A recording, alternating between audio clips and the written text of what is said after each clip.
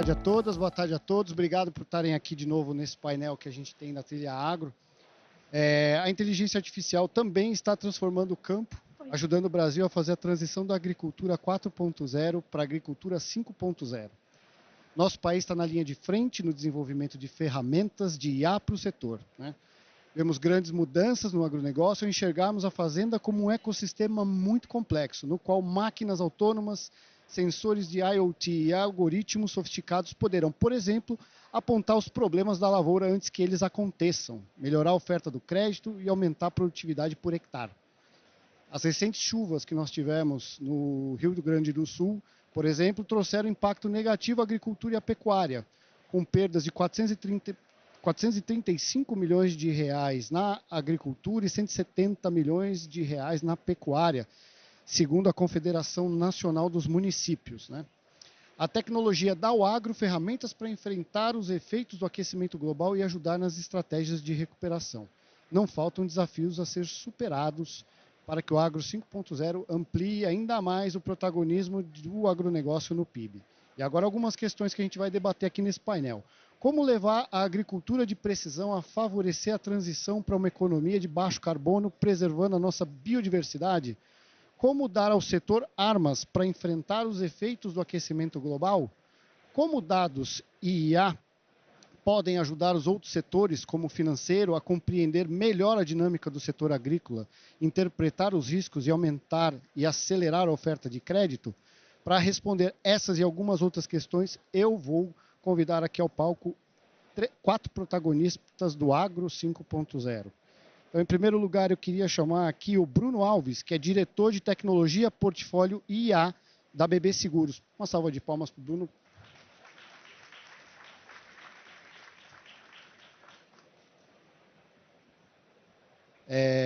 Chamar aqui também Mariana Vasconcelos, que é CEO e cofundadora da AgroSmart, startup que fornece tecnologia de analytics para 100 mil produtores brasileiros. Bem-vinda, Mariana.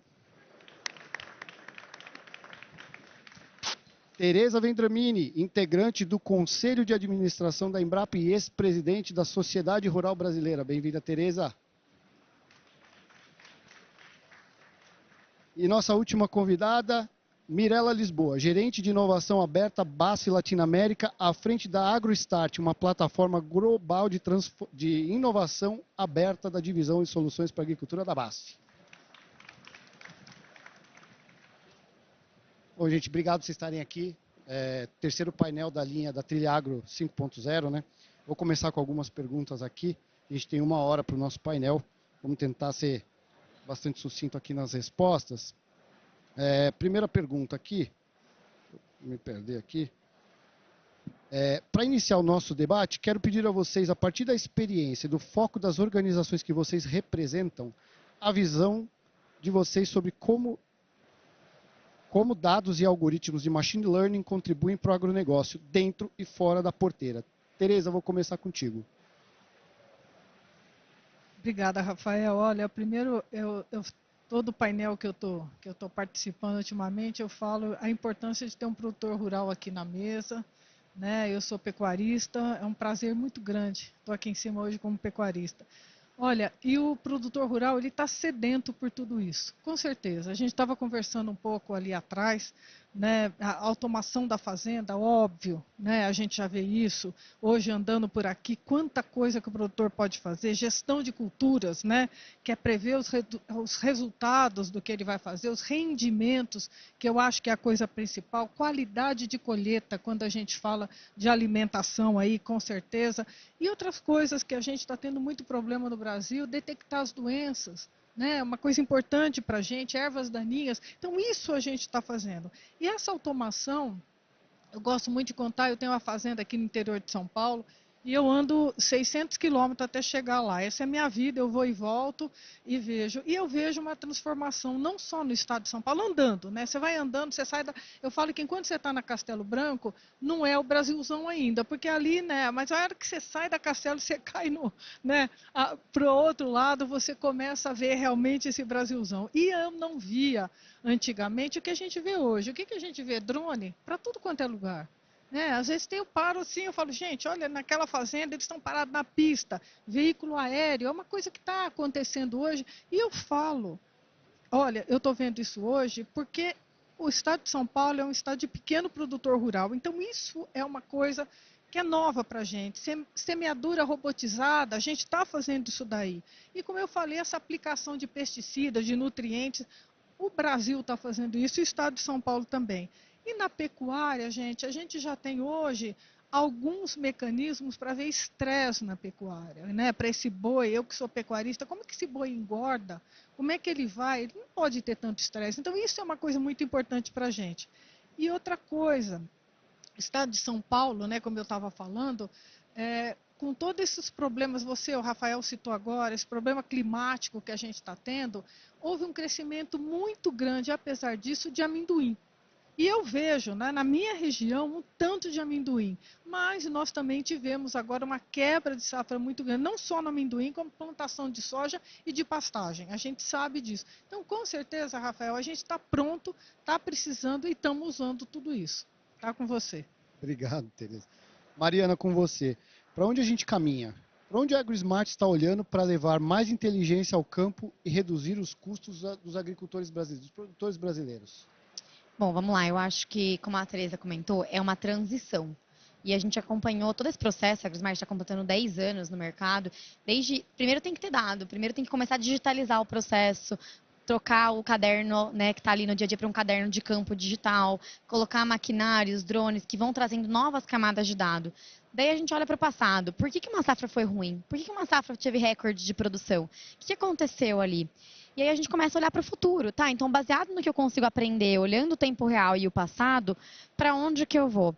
E é justamente aí que a gente está olhando. Como que a gente consegue traduzir esses dados? Como você comentou, a gente trabalha com 100 mil produtores rurais, são 48 milhões de hectares monitorados na América Latina. Como é que a gente linka isso a risco? Seja risco da produção, seja risco de eventos climáticos extremos, que são risco climático é risco financeiro. Ele se traduz em uma perda no bolso do produtor rural, no banco que não está recebendo de volta o pagamento, ou num default aqui no seguro. E é para isso que a gente está olhando, como é que a gente continua criando cada vez mais algoritmos que apoiam o produtor a entender o risco, mas também apoia toda essa cadeia, desde a trader até as instituições financeiras. Perfeito. Mirela, como que a BASF tem se posicionado nesse cenário? Muito bom, então, gente. Até obrigada, prazer estar aqui com vocês. Muito bom, pessoal que veio ouvir a gente hoje.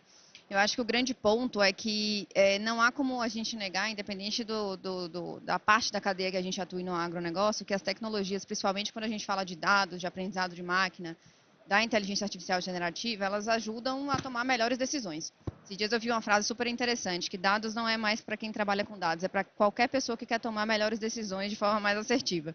Então, no final do dia, como uma empresa, né, que se posiciona como uma empresa que entrega soluções para a agricultura, a BASF entendeu já há algum tempo que precisava desenvolver e apoiar o desenvolvimento e a aceleração de novas tecnologias e soluções digitais para ajudar os agricultores a tomarem essas decisões cada vez mais informadas.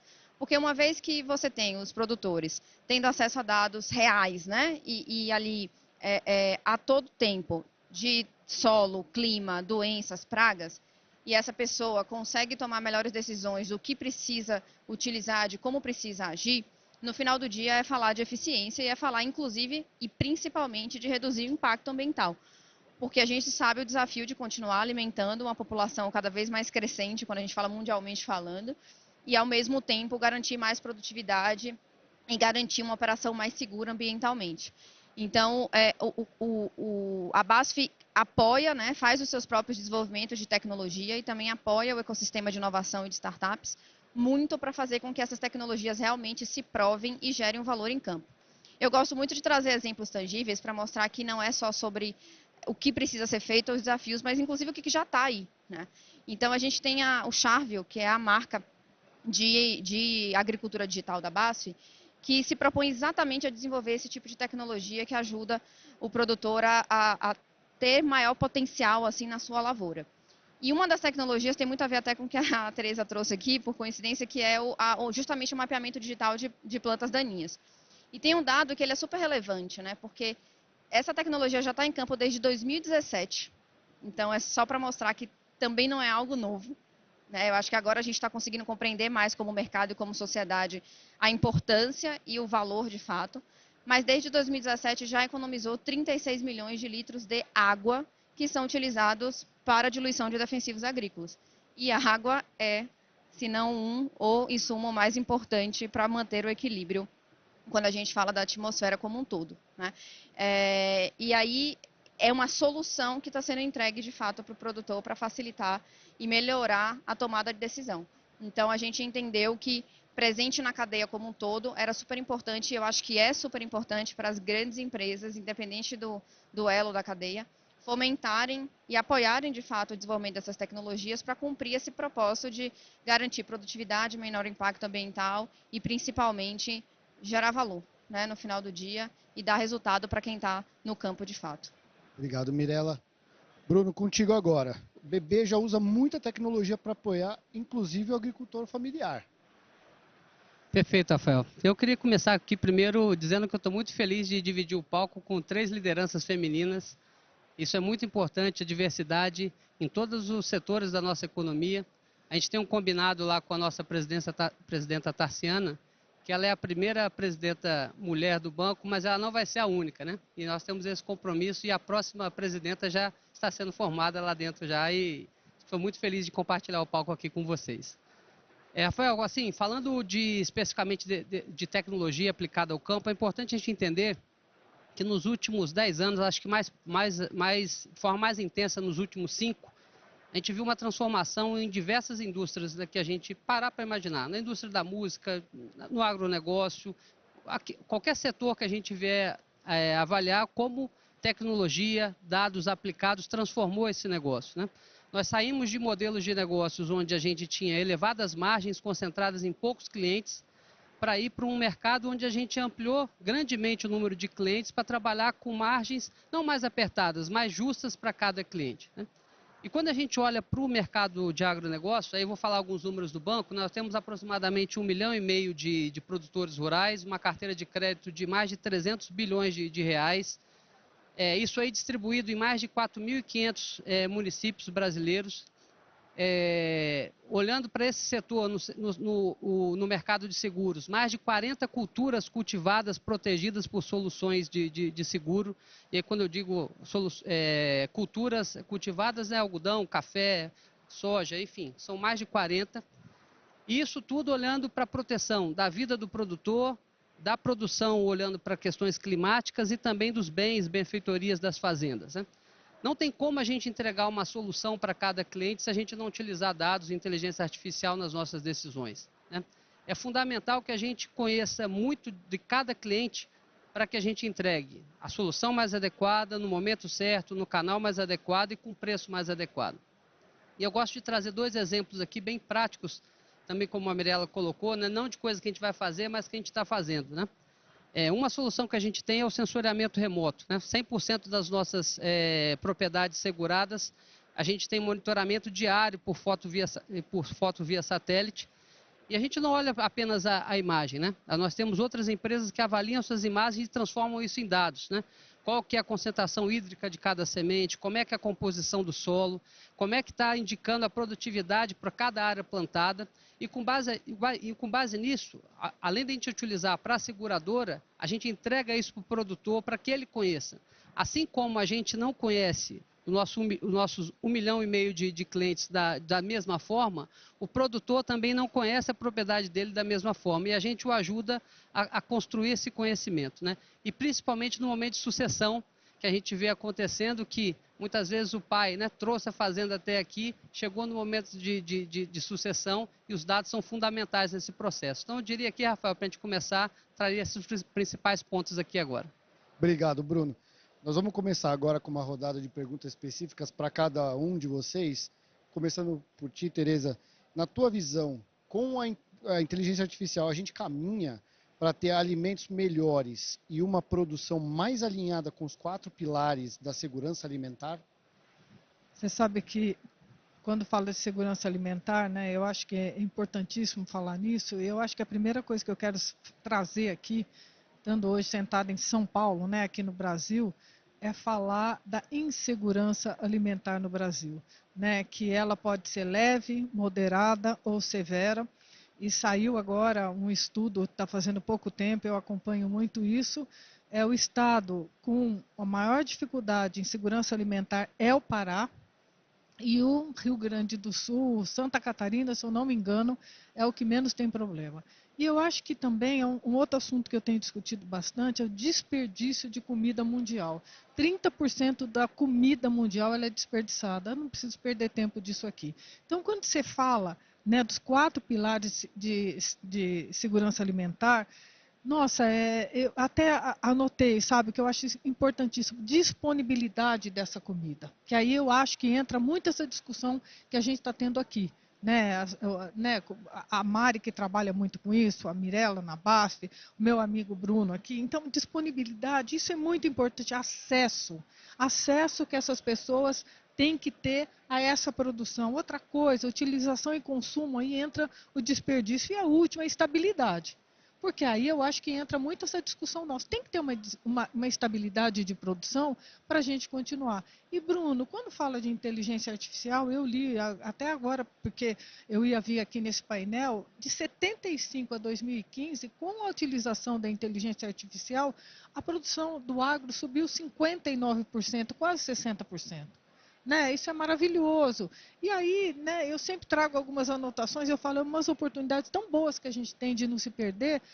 Né? Eu anotei a questão, nós, produtores rurais, eu como pecuarista, cuidar do solo, cuidar da água, tudo isso, essas tecnologias, isso é finito. Né? Todas essas tecnologias que a gente está vendo, e hoje eu estou encantada com essa feira da Febraban, de estar aqui hoje, né, participando disso, dão oportunidade para a gente fazer isso. Eu acho que é isso aí. Está com você. Obrigado, Tereza. Mirella, como a gente já falou aqui, né, um grande foco da agricultura 5.0 é o estímulo à alimentação saudável, né, e de baixo impacto ambiental. Como estamos nesse aspecto, segundo a tua visão aí? Bom, vamos fatiar essa pergunta em algumas partes, né? Até para a gente conseguir desmistificar um pouco, porque às vezes quando a gente fala de agricultura 5.0, mas a gente já está na 4.0, como assim a gente está falando da 5.0?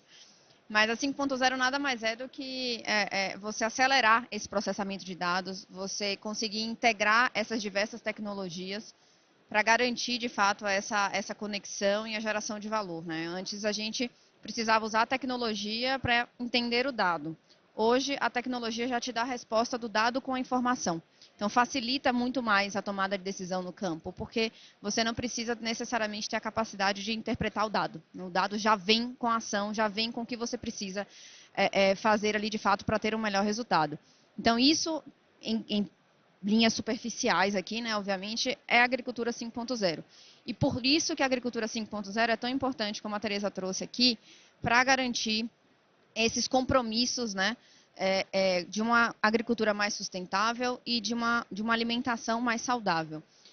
Por outro lado, a gente não pode deixar de falar, que parece clichê, mas na verdade não é clichê, porque é fato. Né? O grande desafio hoje no Brasil, e eu entendo até que na região, é capacitação. Porque ainda que o dado venha pronto com a informação para tomada de decisão, é preciso ter pessoas preparadas para operar a tecnologia, para entender como que funciona no dia a dia, para clicar, para utilizar de fato. Então, ainda não se resolve tudo somente com a tecnologia. A tecnologia é meio. E a gente não está falando de fazendas robotizadas e 100% automatizadas. Eu acho que essa é uma realidade ainda muito disruptiva quando a gente olha para o mercado nacional, dado inclusive a fragmentação da nossa pirâmide, né, de ter muitos pequenos e médios produtores de fato. E aí vem para mim um ponto que é importante para a gente realmente conseguir fazer com que a agricultura 5.0 exista em favor dessa sustentabilidade e dessa alimentação mais saudável, que são as iniciativas, né, de todos os atores da cadeia. Então, iniciativas do governo, iniciativas das grandes empresas, colaboração com as startups para que a coisa realmente aconteça. Eu pesquisando também, estudando um pouco aqui para o painel, eu vi, por exemplo, a iniciativa do Programa Nacional de Alimentação Escolar. Né? Então, é uma iniciativa que garante que 30% dos recursos destinados à aquisição desses produtos, né, de alimentação para alimentação escolar venham de agricultura familiar. Então, a mudança ela tem que ser intencional. Se a gente for esperar as coisas acontecerem naturalmente, as coisas não acontecem. Então, é preciso de todas as partes existirem essas metas, essas premissas e esses direcionamentos para que a gente consiga fomentar a base da produção e para que a gente consiga usar a tecnologia para que realmente essa agricultura seja de fato sustentável.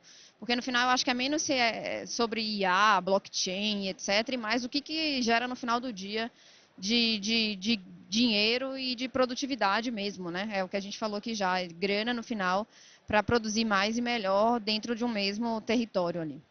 Através de estímulo e conhecimento, né? Exatamente. Perfeito, muito bom. Mariana, para você, quais são os maiores desafios hoje para o avanço ainda maior do uso da inteligência artificial no campo, a médio e longo prazo? Falta de incentivo fiscal, de crédito agrícola, de infraestrutura, mão de obra especializada? Todos? Bom, eu acho que a gente tem um problema sistêmico. E assim, não é uma bala de prata que vai resolver todos os problemas, é uma combinação de fatores. Quando a gente fala sobre a inteligência artificial generativa, ela assume por padrão que primeiro tem dado em massa, em escala e suficiente. E eu acho que a gente ainda está numa etapa de construir esse banco de dados que faz sentido, que está organizado, que está segmentado para a gente poder trabalhar. E aí, dentro disso, essa questão da infraestrutura e da conectividade ainda é um desafio. Não é o mesmo desafio que era 10 anos atrás, mas ainda não está disseminado onde a gente precisa de conectividade, que é no campo e não só na residência ou em um ponto somente, principalmente se a gente leva em consideração o custo ainda e pequenos produtores rurais. A partir daí a gente tem educação. Eu concordo com a Mirella que eu acho que um dos papéis, a tecnologia de inteligência artificial, machine learning, deep learning, já está aí. Desde 2015 a gente já usa, há muito mais tempo. Eu acho que a inteligência artificial generativa, ela surge para facilitar essa interface, de permitir que através de um diálogo o produtor possa consumir todo esse conhecimento e o que a gente considera também como arquitetar os diferentes modelos. Então, tem vários algoritmos, um para daninha, outro para doença, outro para previsão do tempo, para análise de risco. Então, como é que a gente arquiteta e combina diferentes modelos em um único modelo? Né? Então, a máquina de gerar modelos. Mas, como a gente comentou, a educação é muito deficiente no agro. A gente está falando de alfabetização, a gente está falando de inclusão digital, de saber usar um smartphone, como é que usa o aplicativo. E quando a gente olha a generativa em específico, acredito que muitos aqui usam o ChatGPT no seu dia a dia, a gente sabe que ele ainda dá aquela viajada, você tem que ter o conhecimento para poder ter aquela validação se aquele dado é bom ou não. Então, acho que a gente está nessa jornada de treinar os modelos, a partir de que a gente vai tendo mais e mais hectares digitalizados, mais dados, e precisamos de uma maturidade maior dos usuários para saber interpretar e fazer o melhor uso da ferramenta, que é uma ferramenta que está avançando a cada dia. E por fim, né, então, conectividade, educação, financiamento. Eu acho que a gente vem evoluindo muito no crédito para o agro do ponto de vista de custeio. Falta muito investimento ainda em transição tecnológica para comprar o drone, para comprar maquinário, para investir num sensor, para contratar um software como serviço, né? O que dá em garantia em troca, como é que você financia tudo isso? E também em mudanças de práticas de produção, como a agricultura regenerativa, agricultura de baixo carbono, integração lavoura, pecuária, floresta. Então, são mudanças no modelo de produção que são alavancados por dados que ainda tem muito pouco investimento. Perfeito, obrigado, Mariana.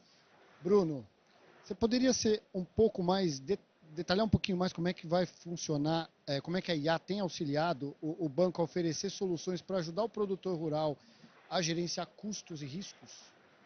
Perfeito, Rafael. Queria aproveitar até o gancho da Mariana aqui, né, relacionadas aos investimentos.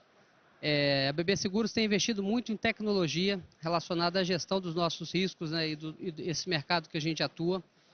Como eu citei, o sensoramento remoto, né, que a gente primeiramente iniciou em 2018, com o objetivo de melhorar os processos dentro da seguradora de precificação, subscrição do risco. E hoje a gente já utiliza na parte de regulação do sinistro para evitar, mitigar fraudes, que no fim do dia a gente acaba, quanto melhor for a nossa avaliação do risco, né, e melhor a gente proteger para que efetivamente o produtor seja rapidamente, tenha o seu risco lá, o seu sinistro pago, por exemplo, mitigando a fraude, no próximo ciclo a gente terá preços melhores, né? E esses investimentos que a gente utilizou para melhorar processos da companhia, hoje a gente entrega para o nosso cliente, para o produtor, para que ele possa tomar as decisões, né? Então, às vezes, Mariana, o investimento pode ser direto no negócio, mas ele também pode ser feito pela indústria, né, de forma que beneficie a todos, não somente os nossos processos, mas o do cliente. Esse é um dos caminhos. Como você falou, não tem bala de prata, nós vamos ter que colocar um conjunto de soluções para melhorar isso, tá? E eu destacaria aqui, Rafael, só para completar, mais 2 exemplos só de práticos, né?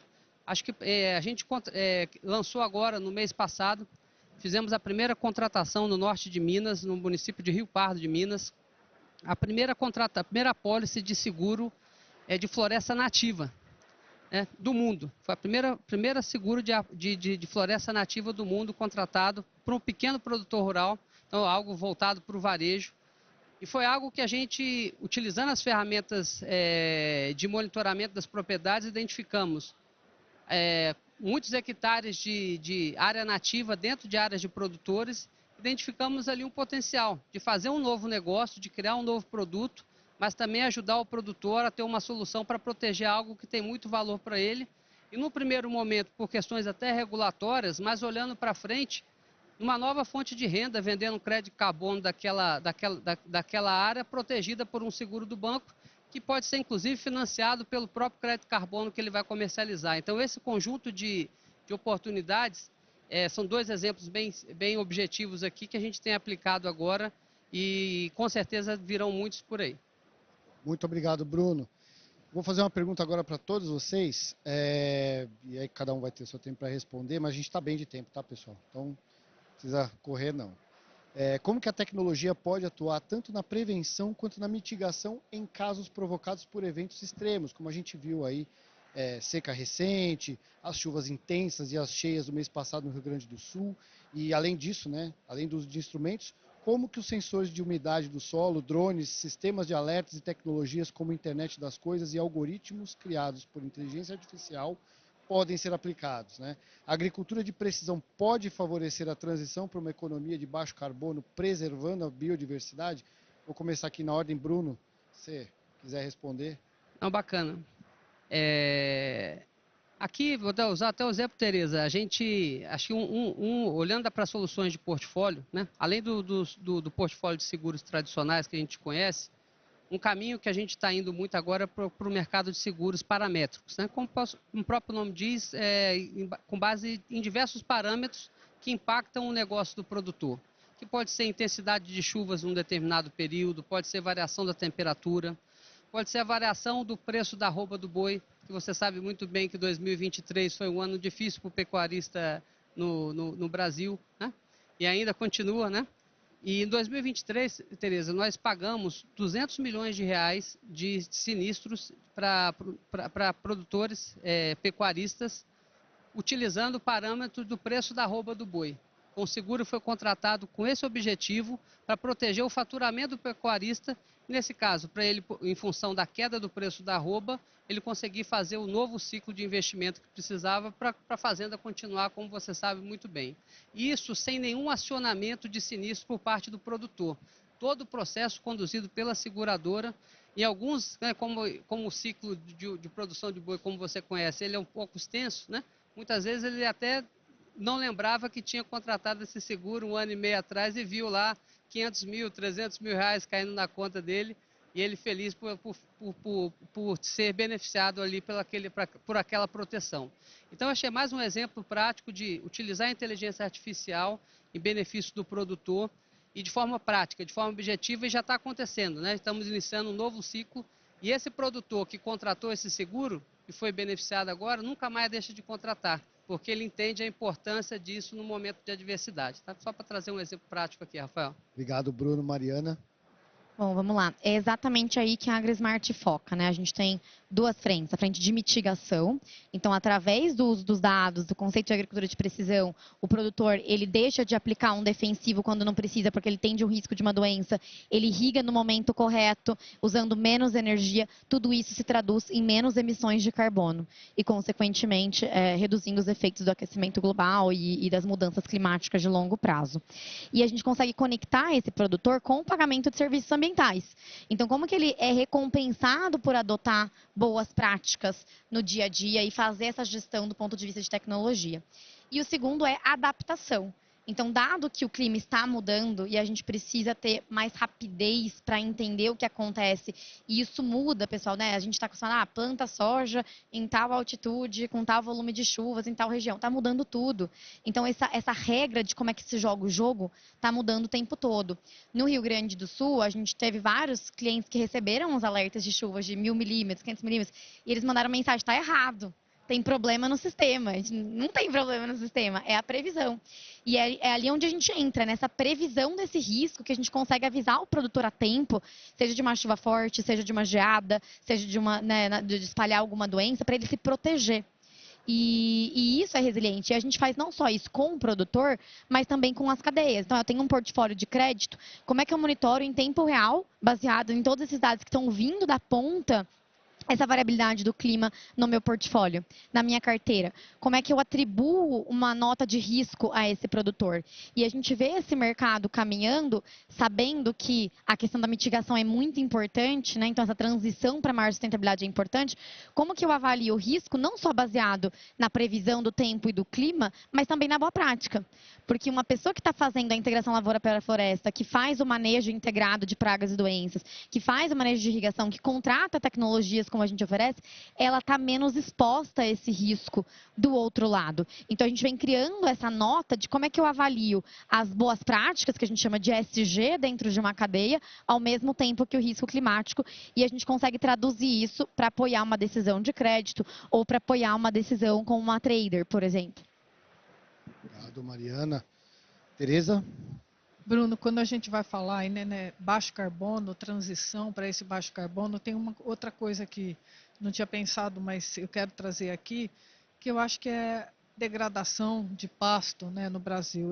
Eu acompanhei um trabalho que eu desenvolvi dentro do Conselhão do Governo Federal, nessa área de área degradada. O Brasil tem quase 159 milhões, né, de hectares degradados, de áreas de pastos, e quase 35 a 40 milhões de degradação severa. Então, é um caminho ainda que a gente tem que fazer. Isso aqui é um trabalho muito sério que está sendo feito. Eu acho que é uma preocupação muito grande do produtor rural. Como é que a gente pode falar, né, de economia de baixo carbono se a gente tem essa dificuldade ainda aqui no Brasil, se a gente ainda caminha com isso? Então, eu acho que esse ponto, não por eu ser pecuarista, né, mas eu tive essa oportunidade de desenvolver essa parte dentro do Conselhão, e eu desenvolvi essa parte produtiva. Teve a parte regenerativa e a produtiva. Eu, como penso em dinheiro, né, eu estou sempre querendo pensar nisso aí. Como é que a gente vai voltar a produzir aqui? E eu acho que tem uma outra coisa para a gente falar, né, dessas tecnologias, de chegar nessa economia de baixo carbono, que já foi falado aqui, que é o desenvolvimento pessoal das pessoas. A gente estava conversando um pouco ali atrás agora, e eu falo muito no Brasil de educação. Cada um dê o nome que quiser, até assistência técnica, não importa, né? Então, a gente tem alguns cases aí. Eu estava em Cuiabá num evento agora, semana passada, e máquinas gigantes que as pessoas não têm quem opere a máquina. Normalmente o filho que vai ensinar o pai a fazer. O Rafael, eu gostei, ele falou, olha, Tereza, daqui a pouco a gente não vai ter esse problema, que nem vai ter gente mais nas máquinas. Só que tem um Brasil de pequeno produtor rural que ele ainda tem muita dificuldade com isso tudo. Ele não vai nem chegar ainda nessa máquina, né, sem tripulação. Ele não chega nem nessa que precisa, né? Então a gente tem essa dificuldade. Agora, falando de educação, eu também li um negócio que eu gosto muito quando eu falo de educação, e em tecnologia eu acho importante. Cada um ano que a pessoa estuda, ela tem mais de 5 a 10% de possibilidade, ela pensa de usar tecnologia. Então, é a educação. Né? Para que tudo isso que nós estamos vendo aqui de novo na Febrabana, isso aqui é um espetáculo que a gente está vendo, é isso. Outro case, você falou aqui, você abriu o nosso painel falando do Rio Grande do Sul. Realmente, todo mundo viveu, acompanhou, a Mariana aqui com, né, o pessoal que ela assessora lá, que é os produtores rurais. Só que nós temos outro problema que está acontecendo agora, que é queimada no Pantanal. Eu tenho um projeto que eu acompanho muito no Pantanal aqui do Sul Mato Grossense, e a gente teve um dado que veio ontem, que em maio do ano passado nós tínhamos 100 focos de incêndio. Esse maio teve 1.000. Uma loucura. o que está acontecendo. E a dificuldade, né, graças a Deus que a inteligência artificial, tudo isso está ajudando, essa tecnologia, né, que vocês conhecem muito mais do que eu, está ajudando. Só, gente, que estava faltando gente para operar essas máquinas, sabe, essas brigadas e etc. Então, eu gosto muito de trazer essa dificuldade que o Brasil tem, que eu acho que vai ter que caminhar muito ainda, Rafael. Muito obrigado, muito bem observado. Mirela?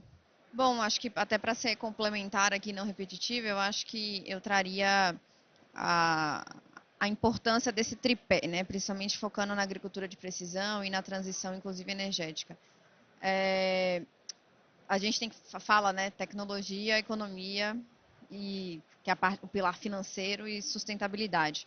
E no final, acho que o desafio de educação e tudo está muito transversal a esses três pilares, porque não adianta só saber operar a tecnologia se a gente não consegue também entender qual é o benefício financeiro no final do dia e rastrear todas as atividades ali praticadas ao longo da safra para poder transformar isso em crédito de carbono, por exemplo, e como que isso volta como dinheiro no final do dia para o produtor.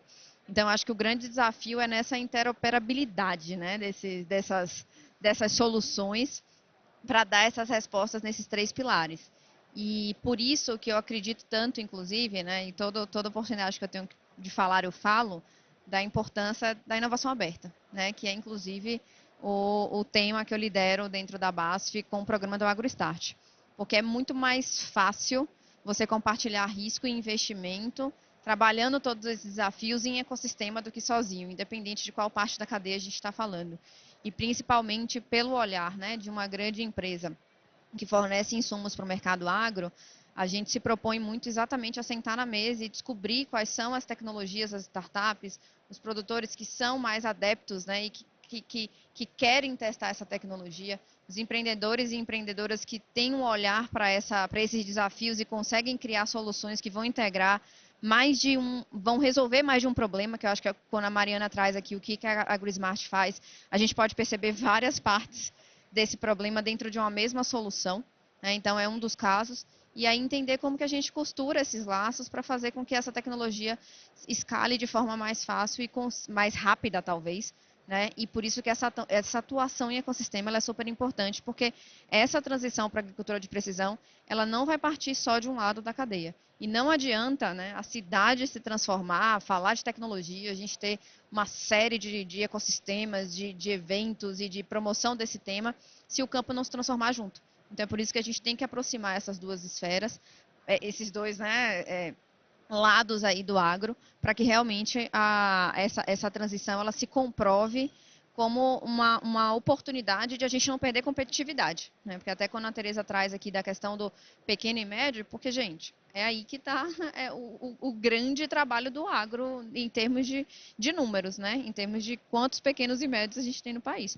Então, no final do dia, se a gente não entender como que essa tecnologia, de fato, vai parar nessas propriedades, a gente está falando de perder competitividade realmente, olhando para o futuro, porque não adianta negar. Não adianta achar que não vai, que não dá resultado, que não vai chegar no campo, porque tem que chegar e tem que ajudar nessas respostas para a tomada de decisões mais rápidas. Só para finalizar um case interessante, eu tive a oportunidade até de conversar com um produtor do Rio Grande do Sul, e aí esse foi um caso inverso. Ele teve a oportunidade de olhar para esse dado e ele antecipou a colheita. Então ele conseguiu salvar os grãos dele da safra, justamente porque ele recebeu essa informação e ele já tem um nível de maturidade com relação à tecnologia e ele conseguiu tomar uma decisão que no final do dia, não que minimiza, mas ele consegue ali realmente garantir a safra dele para venda do que já estava plantado ali. E foi a partir da tomada do dado que ele recebeu com relação ao volume de água previsto. Então, eu achei um case super interessante e foi numa conversa aleatória, inclusive semana passada, num grande evento de agro que teve aqui em São Paulo de tecnologia. E eu falei, cara, incrível, é isso. É aí que você vê a tecnologia se provando e gerando valor de fato, né? Excelente, muito bom. Ó, a gente está caminhando aqui para o final do nosso painel, está muito bom por sinal. Vou fazer uma pergunta final aqui para todos vocês. Junto com as considerações finais, uma provocação. Considerações finais de vocês, tá? Sobre o que a gente conversou aqui, né? Como fazer com que essas tecnologias cheguem para todos, inclusive lá no menor produtor, no produtor da agricultura familiar, né? Como que a inteligência artificial pode ajudar a dar a cada fazenda um futuro sustentável, no sentido mais amplo dessa palavra? Bruno? Obrigado, Rafael. Acho que para concluir aqui, Rafael, acho que a gente abordou aqui as questões relacionadas ao Rio Grande do Sul, né? Eu primeiro queria registrar aqui toda a nossa solidariedade ao povo gaúcho e falar que o Banco do Brasil tem feito tudo que pode para poder estar próximo do cliente nesse momento que ele mais, e da sociedade nesse momento que eles mais precisam, né? E a gente, como seguradora, né, como representando aqui a BB Seguros, né, esse é um papel fundamental da seguradora. A seguradora precisa mostrar seu valor exatamente nesses momentos. E a gente tem utilizado a inteligência artificial, como você bem colocou aqui, não somente no segmento agrícola, mas para todos os demais ramos, né? Para fazer questões relacionadas aos seguros residenciais, que tem sido muito impactado, as empresas, micro e pequenas empresas que foram muito impactadas, em alguns casos, né, infelizmente, questões relacionadas a seguro de vida, né, e utilizando ferramentas, soluções para que o cliente seja atendido no menor prazo possível, porque agora é isso que ele precisa, né? E a tecnologia tem nos ajudado muito e a gente vai continuar fazendo e acompanhando até que a gente tenha uma situação normalizada. O segundo, as preocupações realmente é a ESG, né? Eu cheguei na BB Seguros em 2021. Aquele ano foi a maior seca que o Rio Grande do Sul viveu dos últimos 20 anos, né? E agora nós estamos falando do que está acontecendo agora, 3 anos depois, né? Então, a Mirella trouxe esse exemplo da informação de que para que os clientes possam tomar as decisões de forma antecipada, isso é fundamental. No nosso seguro de floresta nativa, por exemplo, o cliente vai receber alertas de início de foco de incêndio, para que ele possa atuar antes que o sinistro efetivamente ocorra. Mas, de novo, precisa de uma maturidade para que essa informação chegue no produtor no momento adequado, porque se chegar atrasada, depois não adianta, né? E aí passa por, acho que 4 pontos principais. Incentivo à adoção dessas tecnologias no campo, e aí questões, Tereza, você colocou de educação, é fundamental nisso. Investimentos de tecnologia, diretos e indiretos, isso é fundamental. É fundamental que a gente também, junto com demais indústrias, invista na conectividade no campo, por mais que hoje na Mariana a gente tenha mais alternativas que a gente tinha 3 anos atrás, a gente precisa continuar investindo nisso, né? A gente não pode acreditar que a gente tem a mesma condição que a gente tem aqui na capital, onde a gente está, nos grandes centros, e levar isso para o produtor e fazer com que essas soluções estejam presentes desde o sul ao norte e nordeste do país, de ponta a ponta. Acho que esses 4 pontos, isso aí é fundamental. E para fechar aqui, finalizar, eu acho que reforçar que, assim, eu sou apaixonado por tecnologia, sou apaixonado por inteligência artificial, mas uma coisa que eu nunca perdi é que isso tudo é meio. O fim é o cliente, o fim é a sociedade, o fim são as pessoas que a gente atende, né? Então vamos continuar apaixonados pelas coisas que a gente gosta, mas ainda mais apaixonado pelas pessoas e pelos clientes, sempre perguntando que valor eu estou entregando para o meu cliente hoje, que valor eu estou entregando para o meu acionista na última linha lá do meu resultado, que também faz parte e sustenta toda essa operação. Esse questionamento a gente não pode, esse ponto a gente não pode nunca colocar, assim, o cliente vai ser sempre maior do que os meios, né? E as pessoas também. Acho que eu queria fechar aqui com essa mensagem que, apesar de ser um painel de IA, as pessoas estarão sempre à frente de tudo mais que a gente precisa e a gente está aqui para servir a elas. Show de bola. Mari? Vou chamar de Mari, hein? Pode chamar de Mari. Tá tudo certo. Não, eu super concordo. Eu acho que um dos meus lemas, assim, é se apaixone pelo problema e não pela tecnologia, né? Em 10 anos de jornada, já trocou a tecnologia da moda várias vezes. E como diz a Mirella, né, a gente já vem fazendo inteligência artificial faz muito tempo, antes de que isso vire hype. E eu acho importante a gente dar luz para vários casos que foram mencionados aqui, porque não é do futuro, já é realidade. Dos 100 mil produtores rurais ativos mensalmente que a AgriSmart atende, 43 mil são pequenos produtores abaixo de 50 hectares, sendo que mais de 30 mil são produtores de 1, 2 hectares. E só nesse pool, né, de produtores, a gente economizou mais de 62 bilhões de litros de água no ano passado, reduziu o consumo de 234 mil megawatts de energia e evitou a emissão de 12 mil toneladas de gases de efeito estufa. E isso são resultados medidos em pequenos produtores rurais dentro da nossa cadeia. E como que a gente conseguiu trazer esse acesso? Quebrando todos aqueles obstáculos que seguem ser obstáculos aqui, na minha visão, essa stakeholder, todo mundo aqui tem o seu papel, a gente precisa colaborar para resolver o sistema. Mas foi através de entender o cliente e entender a jornada. Então, a gente criou um portfólio que está posicionado ao longo dessa jornada, começando desde o mais básico, mudando a interface para um emoji no WhatsApp, até um analytics com dashboards super completos, para que a gente consiga aproximar do pequeno produtor onde ele está, encontrar ele onde ele está e trazer ele nessa jornada de transformação. E o segundo é através da parceria e o modelo de negócio. Então, a gente atua em parceria com agroindústrias, em grandes traders, onde a gente cria programas de transição, apoiando a comparação, olhando produtividade, carbono, água, uso de fertilizantes. Por que uma fazenda emite mais carbono e produz menos que outra que produz mais e está com menos emissão? O que está fazendo de diferente? Como é que a gente traz aí a assistência técnica e o apoio? Então, a gente busca parcerizar com outros atores, sejam os bancos, como é que eu ajudo você a dar um crédito com uma taxa diferenciada dependendo do risco desse produtor? Ou como é que a gente, com a BASF, a gente vem colaborando aí para fazer, né, uma série de eventos de educação para carbono, porque é um problema de todo mundo. E eu espero que, né, a gente tem mais de 5 milhões de produtores aí, o Banco do Brasil já está com mais de 1 milhão, mas como é que a gente chega cada vez mais com as tecnologias e a inteligência artificial está ali. Ela não é algo separado do futuro e isolado só para as grandes propriedades. Obrigado, Mari. Tereza, nossa produtora. Olha, eu vou falar de pequeno produtor, né? Porque eu acho que agora a pergunta final é essa para fechar. Mas eu acho que falar do Brasilzão, né? Que o que esse agronegócio está fazendo? Então, ano passado, se eu não me engano, quase 160 bilhões, né, de exportação aí. Acho que esse grande exportador de commodities que a gente sabe de cor e salteado o que a gente exporta. Outro dia eu vi que acho que mais de 50%, 51% da exportação do Porto de Santos é agronegócio.